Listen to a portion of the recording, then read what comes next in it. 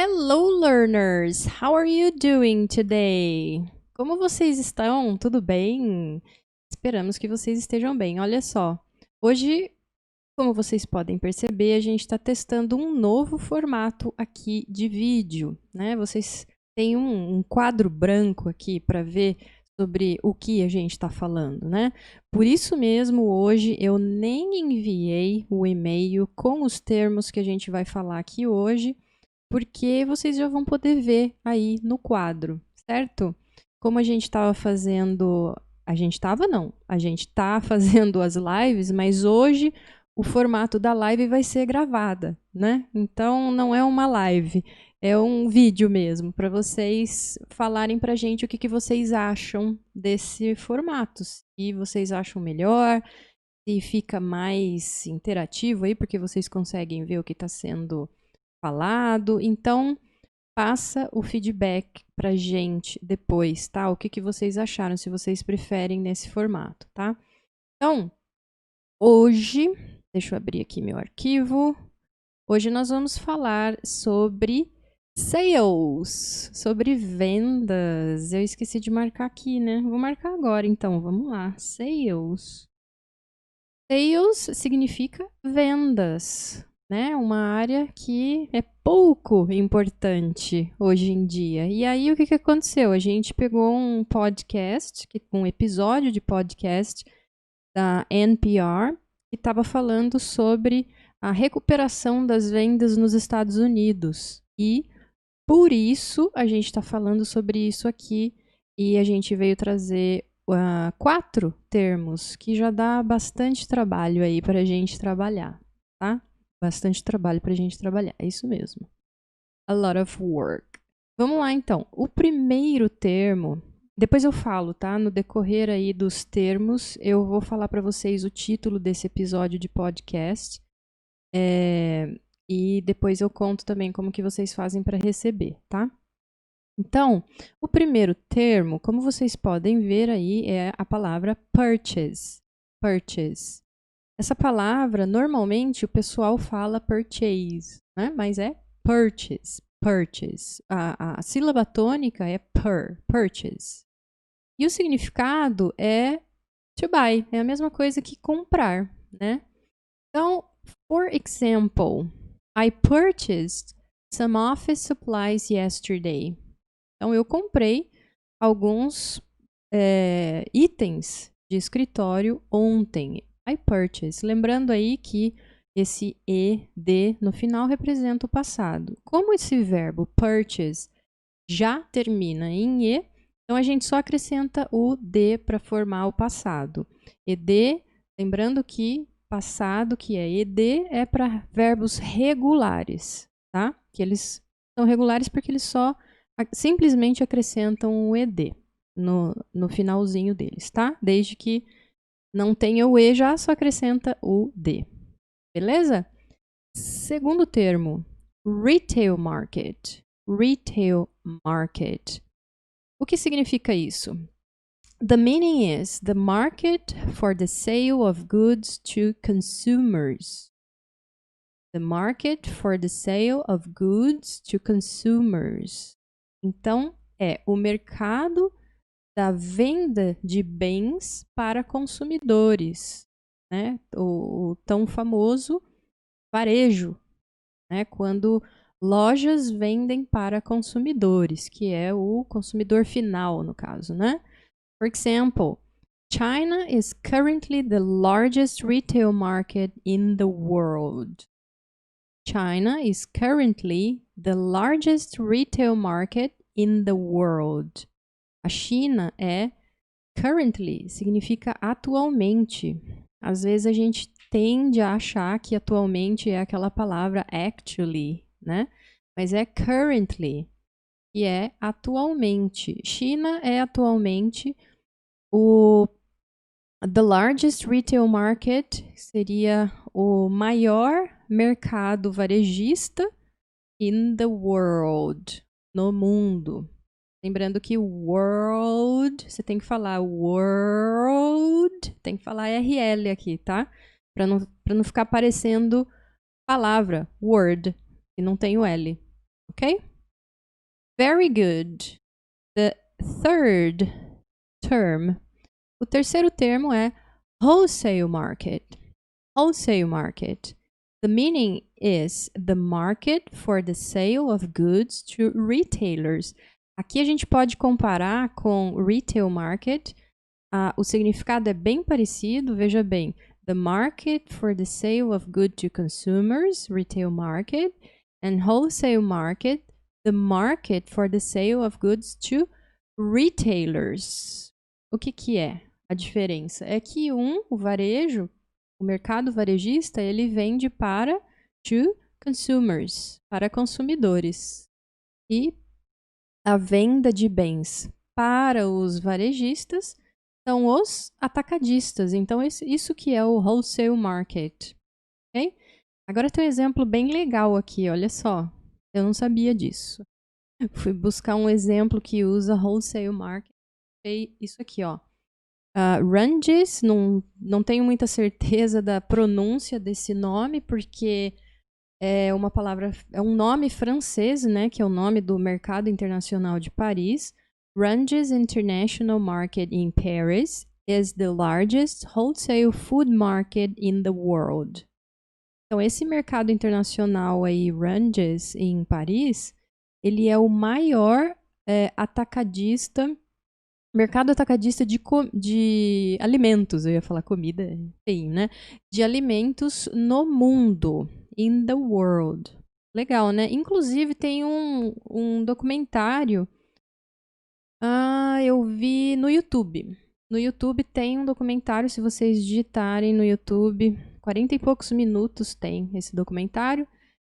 Se vocês digitarem lá esse nome, Ranges International Market, ou International Market Paris, vocês já encontram esse documentário. Eu fiquei super curiosa, não assisti ainda, mas eu quero assistir, tá? The fourth term. O quarto termo é bounce.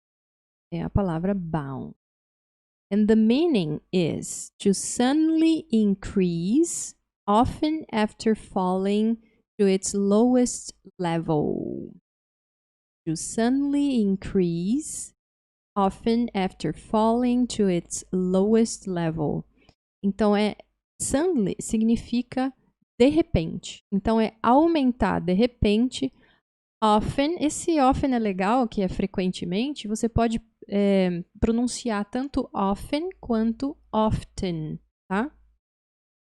Então, frequentemente, after falling, né, depois de cair, to its lowest level, para o nível mais baixo. Lembrando que esse EST aqui no final, ele representa o superlativo. O que é isso? É o mais baixo nível, né? The lowest level é o mais baixo nível.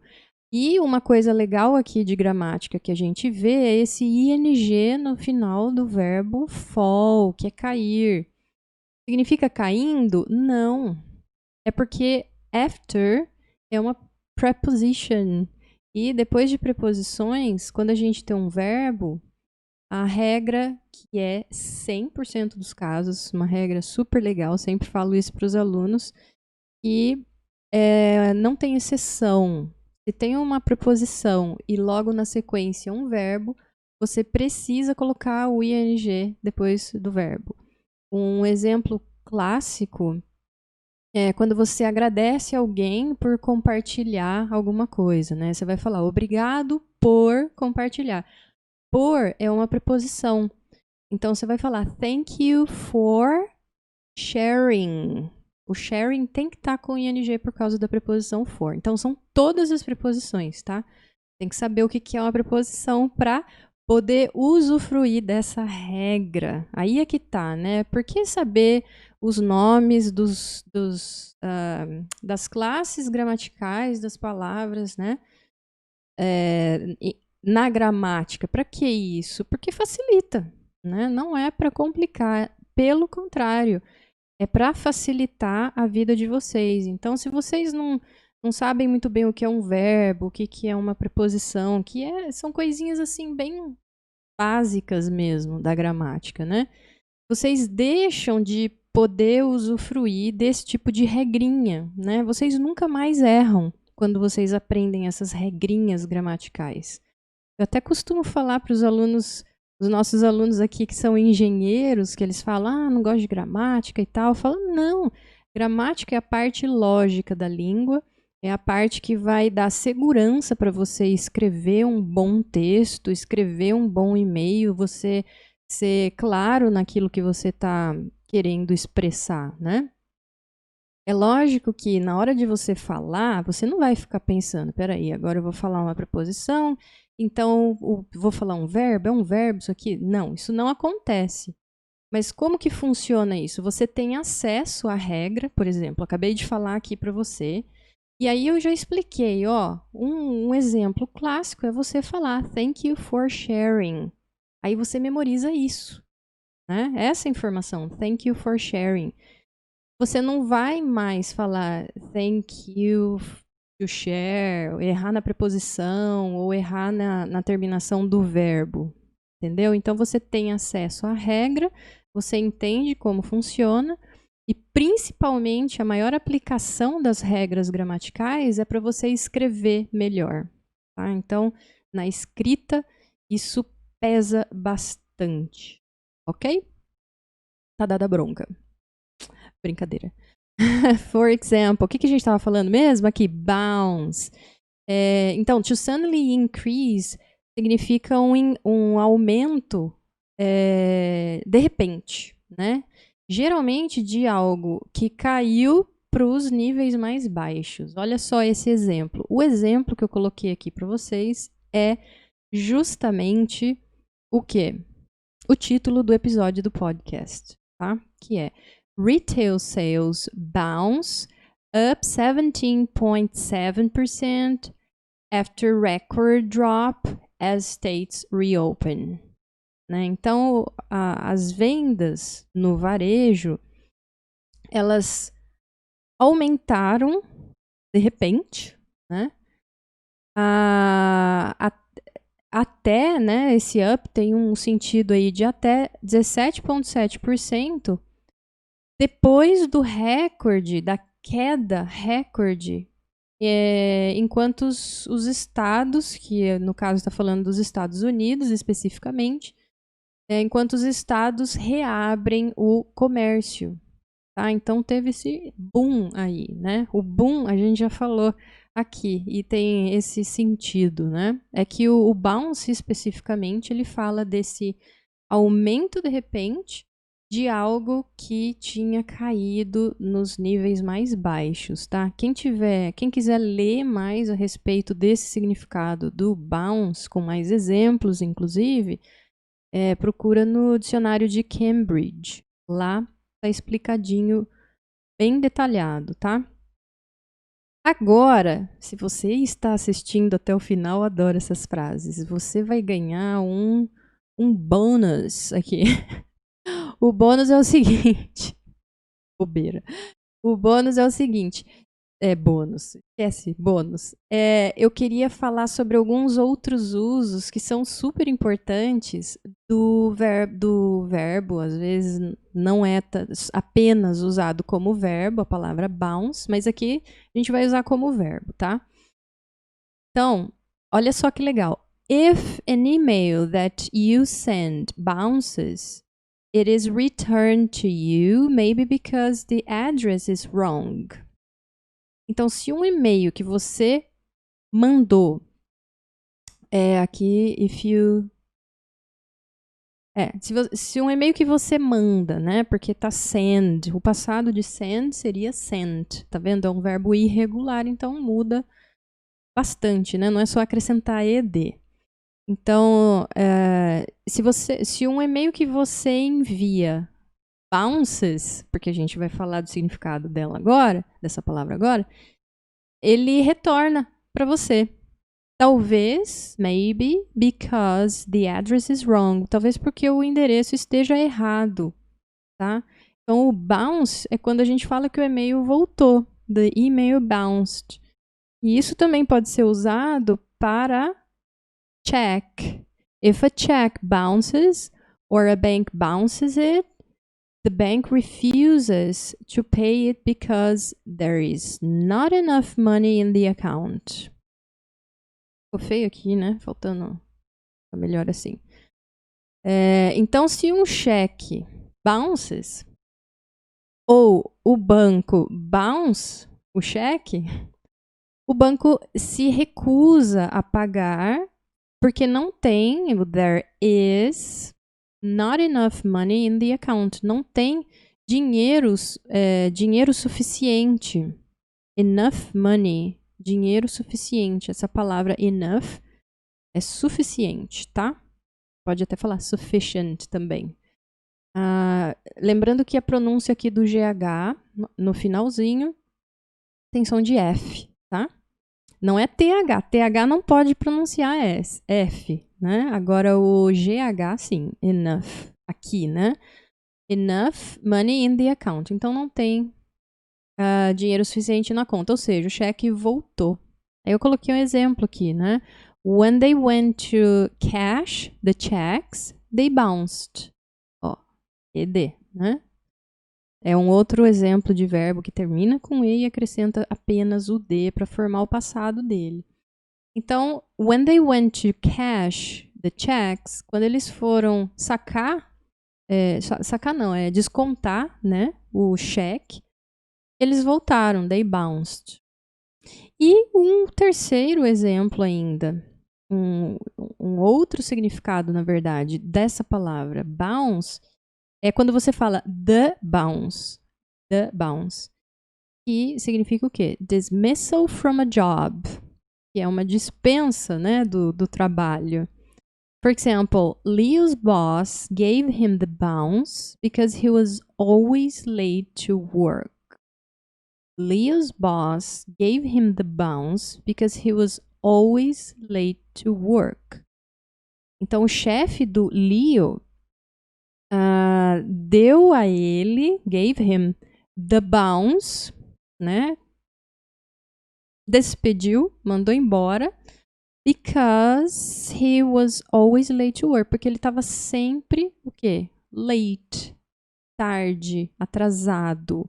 Estava sempre atrasado para o trabalho. Ok? Então, é isso que a gente queria compartilhar aqui com vocês, porque a gente vai trabalhar com esse assunto com alguns alunos em aula sobre vendas, né? Então, para ajudar a compreensão aí do material, é importante que vocês entendam esse vocabulário que tá aí. Belezinha? Não enviei, então, dessa vez por e-mail os termos. Posso até mandar depois, se vocês quiserem, me peçam depois, se vocês preferirem ter aí por e-mail, mas vocês podem acompanhar aí hoje. E me falem, por favor, se vocês gostaram desse novo modelo aí, que talvez, né, a gente continue fazendo. A gente está fazendo vários testes, milhões de testes. Eu estou até vesga de tantos testes que a gente está fazendo, mas no fundo está sendo legal. A gente está se divertindo bastante. Não é muito legal o investimento, né, que você tem que fazer, mas vale a pena, né? Eu espero que vocês estejam gostando, inclusive, e me mandem o feedback do que vocês acharam. Belezinha? Um beijo e a gente se vê na próxima semana.